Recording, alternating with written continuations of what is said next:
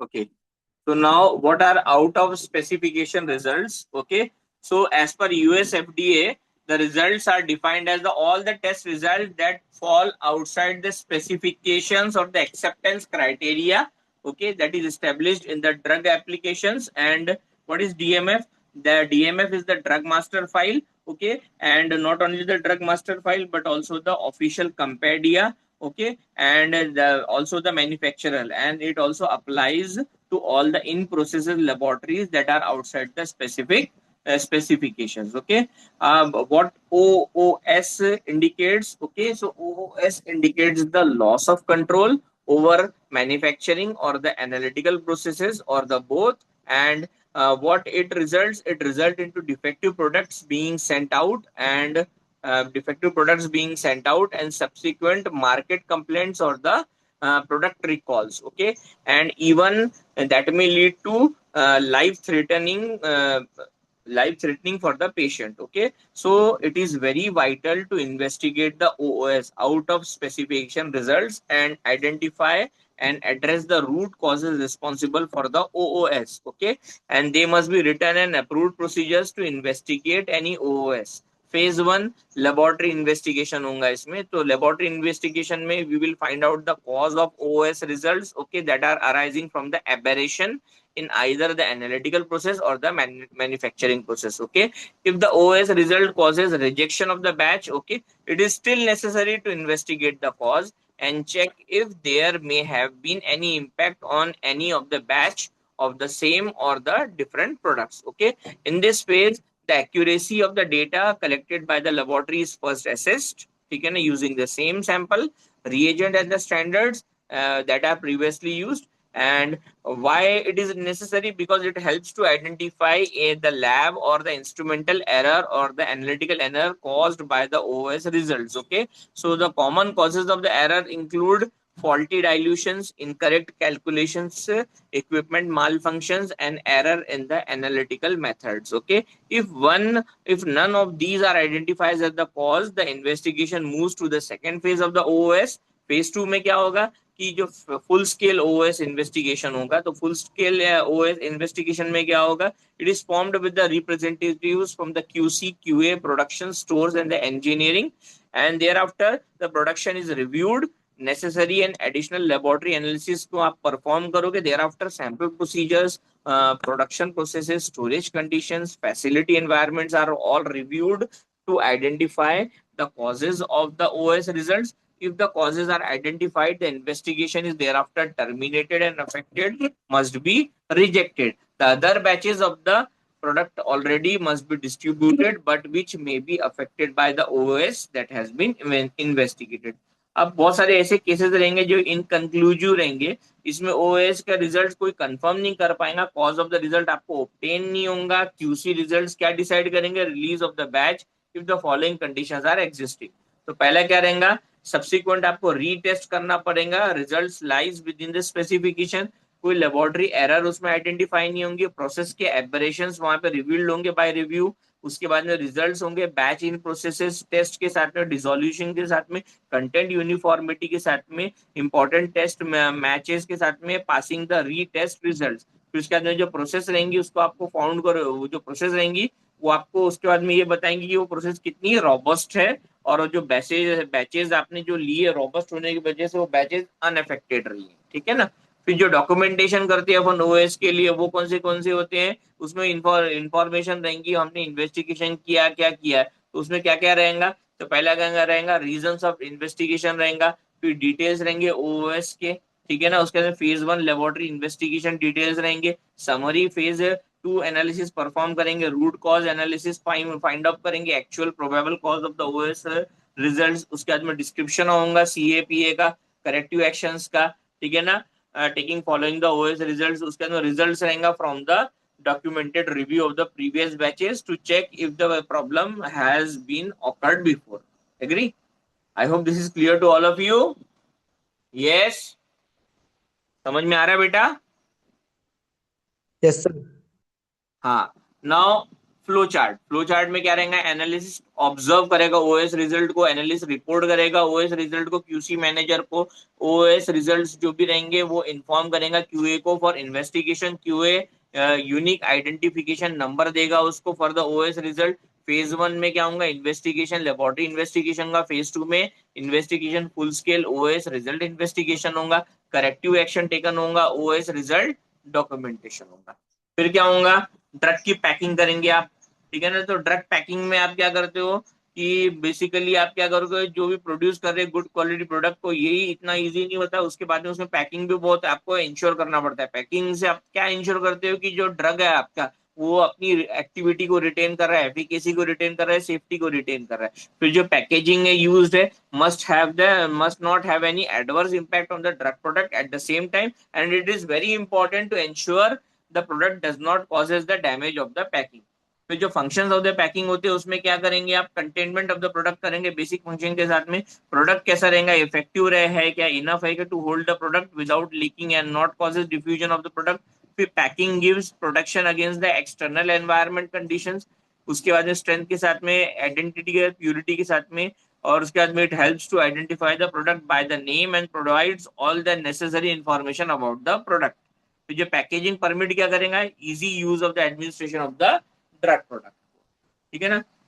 अब क्लासिफिकेशन होगा उसमें, तो क्लासिफिकेशन अब जो आपके फार्मास्यूटिकल पैकेजिंग रहेंगी उसकी क्या क्या क्लासिफिकेशन रहेंगी, देखो ग्लास रहेंगे, एम्प्यूल्स, वायल्स बोलते हैं इसको, प्लास्टिक में बॉटल ट्यूब्स रहेंगी, मेटल में नीडल्स रहेंगी, कोलैप्सिबल ट्यूब्स रहेंगी, रबर में क्लोजर्स रहेंगे। Agree, all these things are there.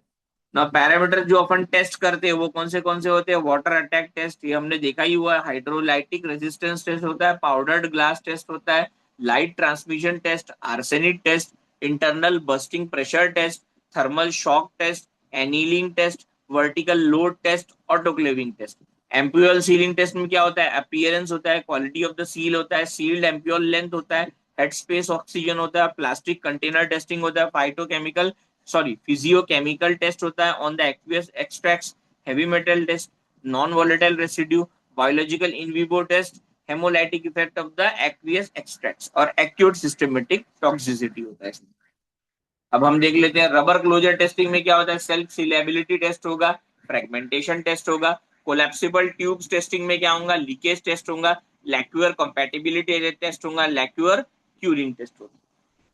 उसके बाद स्ट्रिप और ब्लिस्टर पैकिंग में क्या होता है, लीकेज टेस्ट होगा। पेपर एंड बोर्ड टेस्ट में क्या होगा, पेपर एंड बोर्ड की डेंसिटी चेक करेंगे, moisture content, air permeability, folding endurance, grammage, tear strength, tensile, burst strength, punctures resistance, Cobb test for the water absorbance, creasability, stiffness, rub resistance, ink absorbance, brightness, roughness and smoothness. Test on the carton में क्या होगा, compression होगा, coefficient of the friction होगा, carton opening force होगा, crease stiffness होगा, joint shear strength होगा। अब ये टाइप्स ऑफ ग्लासेस में कौन सा है, टाइप वन में क्या होता है, बोरोसिलिकेट होता है, सारे इंजेक्टेबल इसी में आ जाते हैं। टाइप टू में सोडा लाइम ग्लासेस होता है, treated with the inner resistance to increase the hydrolytic resistance, acidic और neutral. Type three soda lime, silica होगा, non injectable, non aqueous, injectable in the powdered forms, non parenterals होंगे, ठीक है ना। Type four में क्या होगा, general purpose soda lime, topical और ओरल डोजेस फॉर्म्स के लिए देख सकते हैं आप, वही चीज है। उसके बाद में test on the containers as पर आईपी, ठीक है ना। अब हाइड्रोलाइटिक रेजिस्टेंस टेस्ट में क्या करेंगे आप, टाइप वन और टाइप टू ग्लास की ले रहेंगे, डिस्टिंग्विश करेंगे type from the type three glasses के है। और टेस्ट कौन सी करेंगे, टेस्ट वन सरफेस टेस्ट करेंगे टाइप, और फिर उसके बाद में टाइप वन और टाइप टू ग्लास कंटेनर्स रहेंगे। ये नेसेसरी होता है डिटरमाइन करने के लिए हाई हाइड्रोलाइटिक रेजिस्टेंस को due to chemical composition on the surface treatment. Test कौन सी करेंगे, test one and two. Test one में क्या करोगे, कैरी आउट करोगे डिटर्मिनेशन को अनयूज कंटेनर के साथ में, नंबर ऑफ कंटेनर्स आपको इसमें एग्जामिन करना पड़ेगा, volumes of the test solution निकालना पड़ेगा। नॉर्मल कैपेसिटी है, नंबर ऑफ कंटेनर्स है, और वॉल्यूम ऑफ टेस्ट रहेगा यहाँ पे, टेस्ट सॉल्यूशन आप यूज कर रहे हैं एमएल में। नॉर्मल कैपेसिटी एमएल में अप टू 3 रहेगा, एटलीस्ट कितने रहेंगे, 20 रहेंगे, वॉल्यूम कितना रहेगा 25, 5 और लेस रहेगा एटलीस्ट 10 रहेगा, और वॉल्यूम कितना रहेगा 50, 60 to 30 रहेगा एटलीस्ट 5 रहेगा, 550 रहेगा, यहाँ 50 ml तक रहेगा। मोर देन 30 नॉर्मल कैपेसिटी रहेगा, नंबर ऑफ कंटेनर कितने रहेंगे, 3 रहेंगे, वॉल्यूम ऑफ टेस्ट सॉल्यूशन यहाँ पे यूज कर रहे हो कितना रहेगा 100 ml तक रहेगा, ठीक है ना। अब क्या करना है आपको, रिमूव करना है डेब्रीज को कंटेनर से, रिंस करना है कंटेनर को twice with the water room temperature पे जस्ट, और बिफोर टेस्ट के बाद में, बिफोर टेस्ट आपको क्या करना है, रिंस करना है कंटेनर को फ्रेशली प्रिपेयर्ड डिस्टिल वाटर के साथ में, अलाउ करना है उसको ड्रेन के साथ में, ड्रेन करना है, कंप्लीट करना है क्लीनिंग प्रोसीजर को, फर्स्ट रिंजिंग करना है नॉट लेस देन 20 मिनट्स, उसके बाद में, और 25 मिनट से ज्यादा नहीं, 20 मिनट से कम नहीं और 25 मिनट से ज्यादा नहीं। फिर करना है, फिर क्या करना है आपको, कंटेनर को फिल करना है ब्रिम के साथ में with the freshly prepared distil water, उसके बाद में उसको एम्प्टी करना है, डिटरमाइन करना है एवरेज ओवरफ्लो वॉल्यूम को, ठीक है ना। फिर क्या करना है, जो हीटेड एम्प्यूल्स रहेंगी वाटर बाथ पे रखना है उनको, और इन द एयर ओवन रखना है 50 डिग्री सेल्सियस पे। फिर फिल करना है एम्प्यूल्स को फ्रेशली फिल्ड डिस्टिल वाटर के साथ में, maximum volume compatible with the ceiling them by fusion of the glass, और सील करेंगे, फिल करेंगे बॉटल्स को और वायल्स को 90% ऑफ द कैलकुलेटेड ओवरफ्लो के साथ में, कवर करेंगे उनको बोरोसिलिकेट ग्लास डिशेस के साथ में, एल्यूमिनियम फॉइल के साथ में, जो भी, और जो बोरोसिलिकेट ग्लास और एल्यूमिनियम फॉइल कैसे रहेंगे, प्रीवियसली रिंस्ड रहेंगे, ठीक है ना, प्रिपेयर्ड डिस्टिल वाटर के साथ में। फिर प्लेस करेंगे कंटेनर्स को ऑटोक्लेव में, और वो ऑटोक्लेव में क्या रहेगा, वाटर रहेगा, so that the remaining clear remnants remain clear from the clear of the water, ठीक है ना, क्लियर ऑफ द वाटर रहे वो। फिर इसके बाद में क्लोज करेंगे ऑटोक्लेव को, डिस्प्लेस करेंगे एयर को by passage of the steam, कितनी देर में, 10 मिनट में। फिर टेम्परेचर को इंक्रीज करोगे 100 से 120 डिग्री सेल्सियस के लिए, कब तक, 20 मिनट्स के लिए मेंटेन करोगे टेम्परेचर को 121 डिग्री सेल्सियस पे, 60 मिनट्स के लिए रिड्यूस करोगे टेम्परेचर को 121 डिग्री सेल्सियस से 100 डिग्री सेल्सियस कवर तक। उसके बाद में रिमूव करोगे डेब्रीज को, ठीक है ना, ये सब चीज करोगे, ये किया आपने, रिड्यूस किया टेम्परेचर, ठीक है ना। फिर उसको क्या करोगे, रिड्यूस करने के बाद में रिमूव करोगे कंटेनर्स को ऑटोक्लेव के साथ में, कूल करोगे रिमूविंग कंटेनर को फ्रॉम द ऑटोक्लेव। फिर कंबाइन करोगे लिक्विड्स को कंटेनर के अंडर एग्जामिनेशन, फिर मेजर करोगे volume of the test solution को, ठीक है ना। ये जो टेबल है आपका 10.2 वाला, उसके हिसाब से, ये जो टेबल है 10.2, उसी हिसाब से आपको करना है इसमें, हाँ। उसके बाद में आप क्या करोगे कोनिकल फ्लास्क में, और उसके बाद में उसमें क्या ऐड करोगे, 0.15 ml methyl red solution add करोगे, 50 ml ऑफ द लिक्विड के साथ में टाइट्रेट करोगे उसको 0.01 मोलर हाइड्रोक्लोरिक एसिड के साथ में, एंड पॉइंट जो आपका ऑब्टेन होगा that will be equal using the same volume of the freshly prepared distilled water. The difference between the preparation represent the volume of the 0.01 molar HCl required by the test solution. Calculate the volume of the 0.01 molar HCl required for each ml of the test solution. If necessary, the result is not greater than the value stated in the table 10.3. 10.3 में क्या रहेगा, capacity of the container रहेगा corresponding to 90% of the average overflow of the volume रहेगा, और second वाले इसमें क्या रहेगा, volume of the 0.01 molar HCl per 100 ml of the test solution. Type 1 type 2 glass रहेंगे, टाइप 3 ग्लास रहेंगे। अब यहाँ दिया हुआ है स्पेसिफिक, नॉट मोर देन 1 है तो 2 और 20 रहेगा, मोर देन 1 है पर 2 से ज्यादा नहीं है तो 1.8 और 17.6 है, 5 तक रहेगा, मोर देन 5 है 5 से ज्यादा, पर 10 से कम तो 1 और 10.2।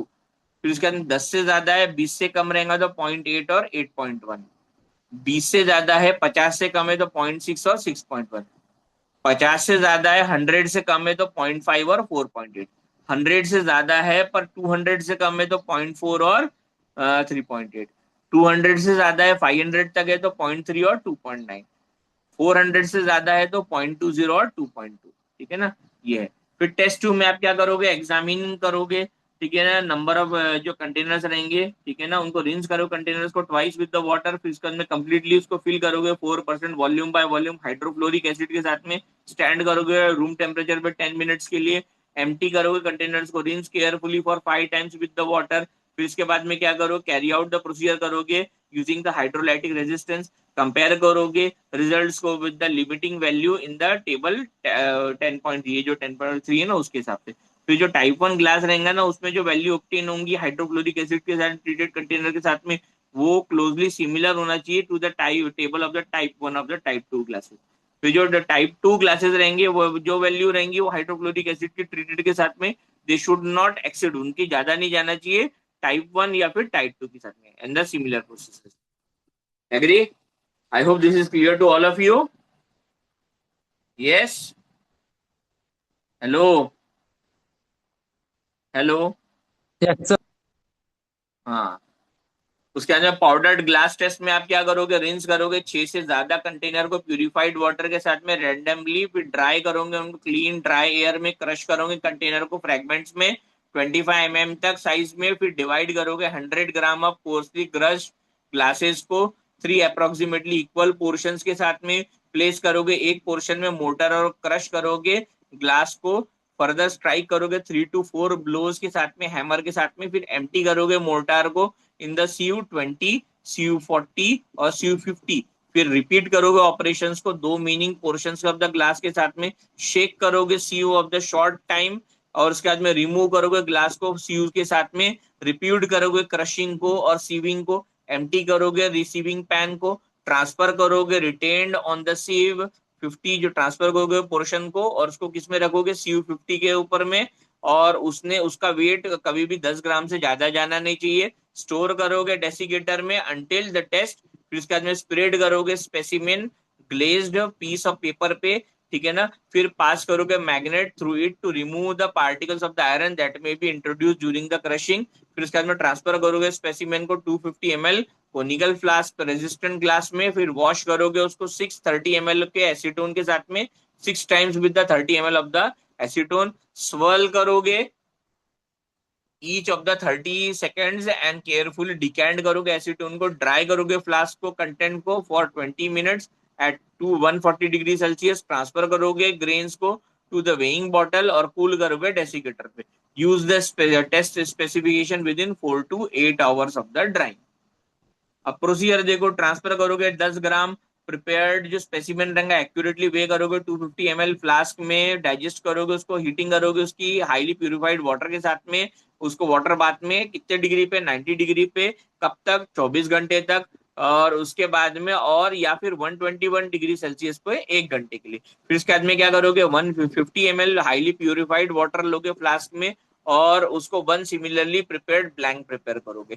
फिर क्या करोगे, कैपिंग करोगे फ्लास्क की, किसके साथ में, बोरोसिलिकेट ग्लास बीकर के साथ में, प्लेस करोगे कंटेनर को ऑटोक्लेव पे, क्लोज करोगे सिक्योरली, लीव करोगे वेंट होल को, हीट करोगे स्टीम को until heavily from the vent cock, फिर कंटिन्यू करोगे हीटिंग को 10 मिनट तक, क्लोज करोगे वेंट कॉक को, एडजस्ट करोगे टेम्परेचर 111 110 डिग्री सेल्सियस तक, होल्ड करोगे टेम्परेचर 121 डिग्री सेल्सियस पे 30 मिनट्स के लिए, रिड्यूस करोगे हीट को ऑटोक्लेव से, फिर उसके बाद में उसको एटमॉस्फेरिक प्रेशर पे एडजस्ट करोगे, फिर डिटेन करोगे वाटर को फ्लास्क से सुटेबली क्लीन फ्लास्क में, वॉश करोगे रेसिडुअल पाउडर ग्लास को 4 into 15 ml of the highly purified water के साथ में, ऐड करोगे डिकेंटेड वाटर को मेन वॉश के साथ में, 5 ग्राम मिथिलीन रेड सोल्यूशन उसमें ऐड करोगे, टाइट्रेट करोगे इमीडिएटली 0.02 नॉर्मल सल्फ्यूरिक एसिड के साथ में। अगर वॉल्यूम जो टाइट्रेटिंग सॉल्यूशन का रहता है वो अगर कम है 10 ml से, तो यूज करोगे माइक्रोब्यूरेट को, रिकॉर्ड करोगे वॉल्यूम 0.02 नॉर्मल सल्फ्यूरिक एसिड के साथ to neutralise the extract from the 10 gram of the specimens of the glass. फिर उसके बाद में क्या करोगे, करेक्ट करोगे ब्लैंक को, volume does not exceed the indicated thing. Agree? अब इसमें जनरल डिस्क्रिप्शन दिया है, जो टेस्ट लिमिट दिया टाइप 1 और टाइप 2, हाईली रेजिस्टेंट जो बोरोसिलिकेट ग्लास रहेगा वो रहेगा, और एमएल्स में कितना रहेगा 1, 0.0 नॉर्मल कितना रहेगा एसिड 1 रहेगा, फिर टाइप 2 रहेगा तो सोडा लाइम रहेगा 8.5 रहेगा। Agree? I hope this is clear to all of you. Powdered glass test, yes, can I assume? Yes. Arsenic test में आप क्या करोगे, जो भी ग्लास कंटेनर्स है, ठीक है ना, वो एक्वियस पैरेंटल प्रिपरेशन के लिए उसको कंप्लाई करना चाहिए। तो ये कैरिए, ये जो टेस्ट करोगे आर्सेनिक के एम्प्यूल्स में करोगे, इनर और आउटर सरफेस के साथ में, उसको वॉश करोगे 5 टाइम्स डिस्टिल वाटर के साथ। इसमें क्या करोगे, प्रिपेयर करोगे टेस्ट सोल्यूशन हाइड्रोलैटिक रेजिस्टेंस के साथ में, नंबर ऑफ कंटेनर्स के साथ में, और उसमें वॉल्यूम कितना प्रोड्यूस करोगे 50 ml तक। फिर पिपेट आउट करोगे 10 ml of the test solution उसमें से, कंटेंट ऑफ द कंटेनर में इनटू द फ्लास्क। उसके बाद में उसमें क्या ऐड करोगे, 10 ml नाइट्रिक एसिड को ऐड करोगे, इवेपोरेट करोगे उसको ड्राइनेस तक, ठीक है ना, ऑफ द वाटर बाथ। उसके बाद में ड्राई करोगे रेसिड्यू को ओवन पे 130 डिग्री सेल्सियस पे 30 मिनट्स के लिए, कूल करोगे, ऐड करोगे रेसिड्यू 10 ml, उसमें ऐड करोगे हाइड्रोजाइन मोलिब्डेट रिएजेंट, स्वर्ल करोगे उसको, डिसॉल्व करोगे, हीट करोगे रिफ्लेक्स पे on the water bath for 20 minutes, फिर इसके बाद में कूल करोगे उसको रूम टेम्परेचर पे, फिर डिटरमाइन करोगे absorbance of the resulting solution कितने नैनोमीटर पे, 840 नैनोमीटर पे, using 10 ml of the hydrazine molybdenate reagent as a blank. फिर absorbance of the test solution should not exceed the absorbance obtained by the repeating determination of the 0.1 normal of the arsenic standard solutions. ठीक है, 10 ppm की। ये ऐसा करके आप इसको, और उसके बाद में टेस्ट सोल्यूशन कितना रहेगा, 0.1 ppm का रहेगा। अब जो मेडिकल कंटेनर्स रहते हैं, ठीक है ना, आई के लिए, वो तो बहुत ही जबरदस्त चिंता रहता है। मेडिकल कोलेप्सिबल ट्यूब्स आपको यूज करना है। इसमें आपको सैंपल लेना है 50 ट्यूब्स का, उसको टेस्ट करना है, क्लीन करना है, वाइब्रेशन के साथ में, ब्लोइंग के साथ में फिल करना है उनको ट्यूब्स को सुटेबल मोल्टन आई ऑयल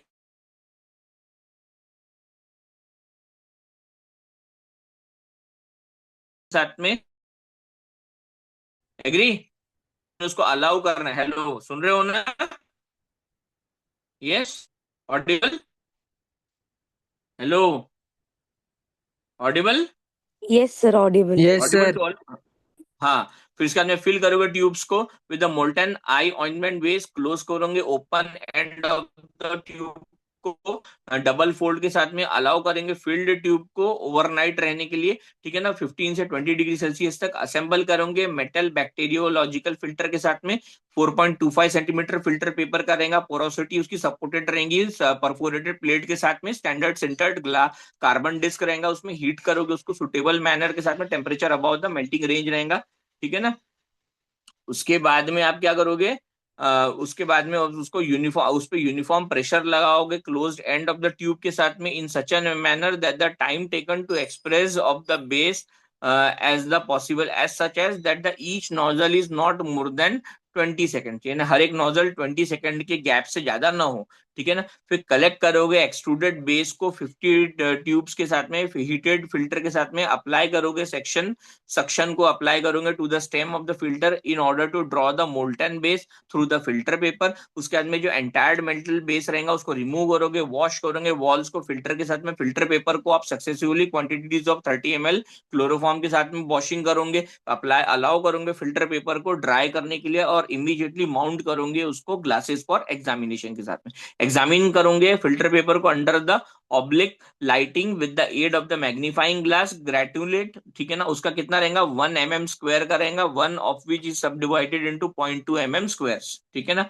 अभी जो number of all the metal particles कितने रहेंगे, 1 mm इन द लेंथ रहेंगे और लॉन्गर रहेंगे। नंबर्स इन द रेंज कितने रहेंगे, 0.5 mm to less than 1 mm रहेंगे। नंबर इन द रेंज कितने रहेंगे, 0.2 टू 0.5 mm रहेंगे।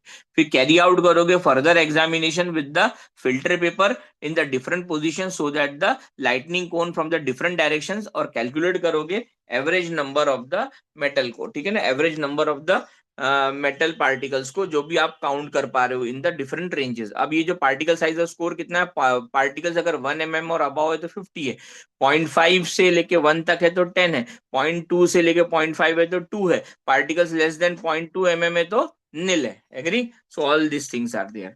उसके बाद में जो प्लास्टिक कंटेनर्स और क्लोजर्स रहेंगे उसमें लीकेज टेस्ट करोगे। फिर लीकेज टेस्ट में क्या करोगे, 10 कंटेनर्स को फिल करोगे वाटर के साथ में, फिट करोगे उसको इंटेंडेड क्लोजर के साथ में, कीप करोगे उसको इन्वर्टेड करोगे रूम टेम्परेचर पे 24 आवर्स के साथ में, और चेक करोगे उसमें कोई साइंस है कि लीकेज के। ठीक है ना। उसके बाद कोलैप्सिबिलिटी टेस्ट में आप क्या करोगे, जो कंटेनर्स रहेंगे उनको स्क्वीज करोगे और रिमूव करोगे कंटेंट्स को। फिर जो कंटेनर्स रहेंगे उनको कोलैप्स करोगे इनवर्ट ड्यूरिंग द यूज, और उसके बाद में yield at least 90% of the nominal contents of the required rate of the flow at the ambient temperature है कि नहीं, इसको आप चेकआउट करोगे। फिर जो ओरल लिक्विड्स रहेंगे उनकी क्लैरिटी देखोगे एक्वियस एक्सट्रैक्ट्स की। ठीक है ना।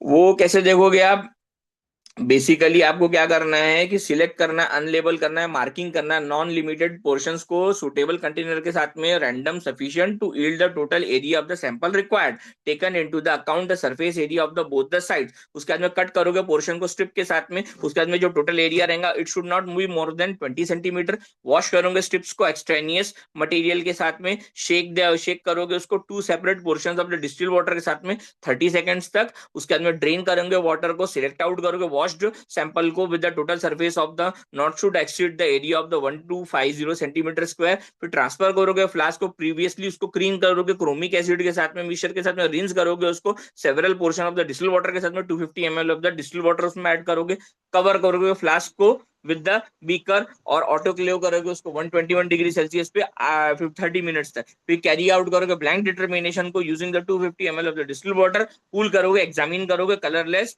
और फ्री है क्या वो टर्बिडिटी के साथ में। If it is so then the clarity of the aqueous test has been aqueous extract has been passed out. तो जो नॉन वॉलेटाइल रेसिड्यू रहेंगे उसमें इवेपोरेशन करोगे एक्सट्रैक्ट का in the test of the clarity of the aqueous extract to dryness. फिर dry करोगे उसको constant wait के साथ में 105 डिग्री सेल्सियस पे। जो रेसिडुएंट वेट रहेगा it should not be more then 12.5 mgs। Water vapour permeability में आप क्या करोगे, 5 कंटेनर होंगे उनको फिलअप करोगे, नॉर्मल वॉल्यूम ऑफ वाटर के साथ में हीट करोगे, seal the bottles with the aluminium foil, weigh करोगे एक्यूरेटली ईच कंटेनर को, allowed to stand for 14 days at a humidity of 62 ±5 degree Celsius 5%, और टेम्परेचर कितना रहेगा 20 से 25 डिग्री करेंगे। रीवे करेंगे कंटेनर को, loss in weight of each container should not be more than 0.2%। Agree? समझ में आया? हेलो? Yes sir. हाँ, उसके बाद में फिर क्या करोगे, पेरेंटल प्रिपरेशंस के बारे में देखोगे, उसमें सॉल्यूशन एस रहेगा, उसको फिल्टर करोगे कंटेनर्स को, नॉर्मल कैपेसिटी ऑफ वाटर के साथ में क्लोज करोगे उसको। उसके बाद में उसमें आप क्या करोगे, उसमें चेक करोगे कि अदरवाइज कोई शीट उसमें ये हो रही है क्या, या फिर उसमें एक sheet of pure aluminium add करोगे, हीट करोगे उसको ऑटोक्लेव पे, टेम्परेचर कितना रहेगा 121 ±2 डिग्री सेल्सियस रीच करोगे, 20 to 30 मिनट्स तक उसको करेंगे, मेंटेन करोगे टेम्परेचर को 30 मिनट्स तक। अगर temperature if the heating at 121 degree Celsius leads to deterioration, अगर 121 डिग्री पे क्या हो रहा है, डिटोरिएशन हो रहा है कंटेनर का, तो हीट करेंगे उसको 100 डिग्री पे 2 आवर्स के लिए। फिर उसके बाद में सोल्यूशन एस लोगे within the 4 hours of the preparation. Blank कैसे प्रिपेयर करोगे, prepare the blank water in the borosilicate closed by the sheet of the pure aluminium, और उसको टेम्परेचर कितना रहेगा and at a temperature and for the time up to for the preparation of the solution S. Are you getting what I am saying? ध्यान रखना। उसके बाद में yes, hello, सुन रहे हैं ना आप लोग? सुन रहे हैं कि यस नहीं सुन रहे सर। हैं? हाँ हाँ हाँ, यस सुन सर। रहे सर। हाँ सुनते रहो बेटा, सुनते रहो। अभी इम्पोर्टेंट है ये सब, तुम्हारे को अभी सब ये सब ऐसे तुमको मजाक लग रहा था, ये बहुत बड़ा है ये। हाँ? उसके बाद में क्या रहेगा बेटा, एसिडिटी और अल्कलिनिटी रहेगा, तो उसमें क्या करोगे, सॉल्यूशन एस लोगे, 4% नॉर्मेलिटी कैपेसिटी के, 4% of the normal capacity of the container लोगे, उसमें इंडिकेटर डालोगे। कौन सा इंडिकेटर रहेगा, 0.1 ml ऑफ फिनॉक्सैलिन सोल्यूशन रहेंगे, सोल्यूशन कलरलेस हो जाएगा, उसमें 0.4 ml 0.01 molar methyl red solution add करोगे, सोल्यूशन पिंक बन जाएगा। 0.8 ml उसमें 0.01 मोलर HCl ऐड करोगे, 0.1 ml methyl red solution add करोगे, सोल्यूशन कैसा हो जाएगा, ऑरेंज रेड या फिर रेड हो जाएगा। ठीक है ना? फिर लाइट एब्जॉर्प्शन देखोगे, लाइट एब्जॉर्प्शन का रेंज कितना रहेगा, 230 to 360 नैनोमीटर रहेगा, using solution S, using the blank as prepared, and it should not be more than 0.2। उनका जो चेंजेस रहेगा 0.2 से ज्यादा नहीं रहना चाहिए। फिर इसके बाद में जो रिड्यूसिंग सब्सटेंसेस रहते हैं उसमें क्या रहेगा, 20 ml of the solution S लोगे, उसमें 1 ml डाइल्यूट सल्फ्यूरिक एसिड डालोगे, 20 ml 0.02 मोलर पोटेशियम परमैंगनेट डालोगे, बॉइल करोगे 3 मिनट्स के लिए, कूल करोगे इमीडिएटली, 1 ग्राम पोटेशियम आयोडाइड डालोगे, टाइट्रेट करोगे इमीडिएटली 0.01 मोलर सोडियम थायोसल्फेट के साथ में, using 0.25 ml of the starch solution as an indicator. उसके बाद में उसको क्या करोगे, टाइट्रेशन करोगे using the blank prepared using the light absorption. फिर जो डिफरेंस रहेगा टाइट्रेशन वॉल्यूम का, it should not be more then 1.5 ml।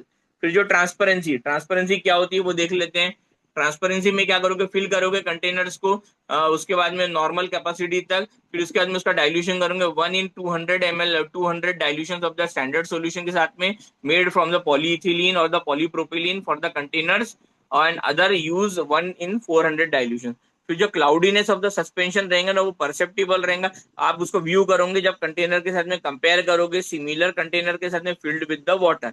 फिर जो टेस्ट रहेगा ऑन द लेबल्ड अनप्रिंटेड और द नॉन लैमिनेटेड कंटेनर से में इंक्लूड करेंगे वो टेस्ट को, हैवी मेटल्स के लिए, जिंक के लिए, फिर रेसिड्यू के लिए on ignition to be performed as पर आईपी।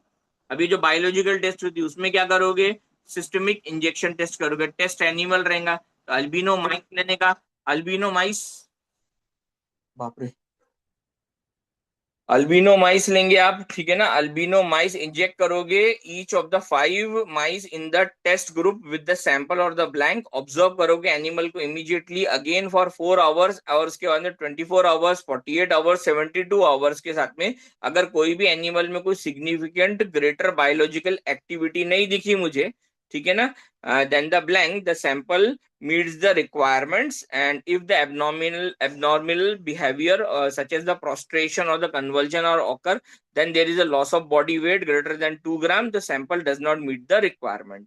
ठीक है ना, ध्यान देना, ये सिस्टमिक इंजेक्शन टेस्ट होता है। फिर इंट्राक्यूटेनियस टेस्ट में क्या करते हो आप, मेजर करोगे लोकलाइज्ड इरिटेशन को, टॉक्सिसिटी को। The sample comes into contact with the live subdermal tissues के साथ में।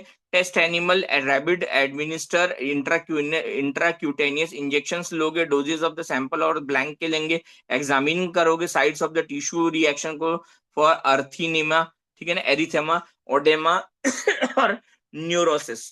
कितनी देर के लिए, 24 घंटे, 48 घंटे और 72 घंटे के लिए आफ्टर इंजेक्शन।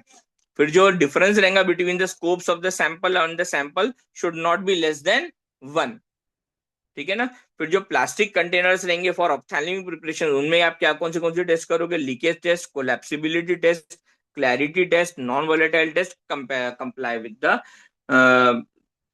स्पेसिफिकेशन टेस्ट, ठीक है ना, ये सब करेंगे। I hope this is all clear to all of you. ये समझा आपको बेटा? Yes, sir. अभी अपन रुका देते हैं इसके बाद में, अब ये नेक्स्ट वाला जब अपन बाद में देखेंगे इंशाल्लाह। चलो अभी अटेंडेंस मुझे दे दो आप लोग, अटेंडेंस में we will see to it. Wait a minute. हाँ,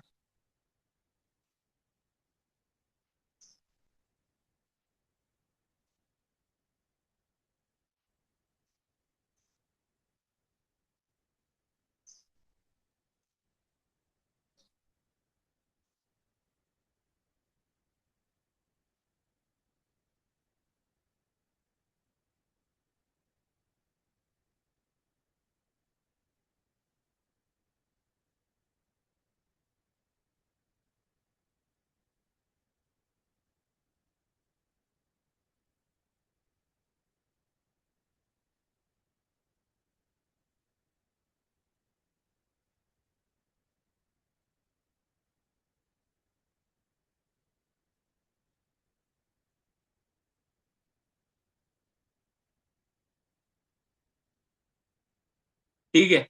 चलो बेटा, अस्सलाम वालेकुम टू ऑल ऑफ यू। ठीक है, ओके।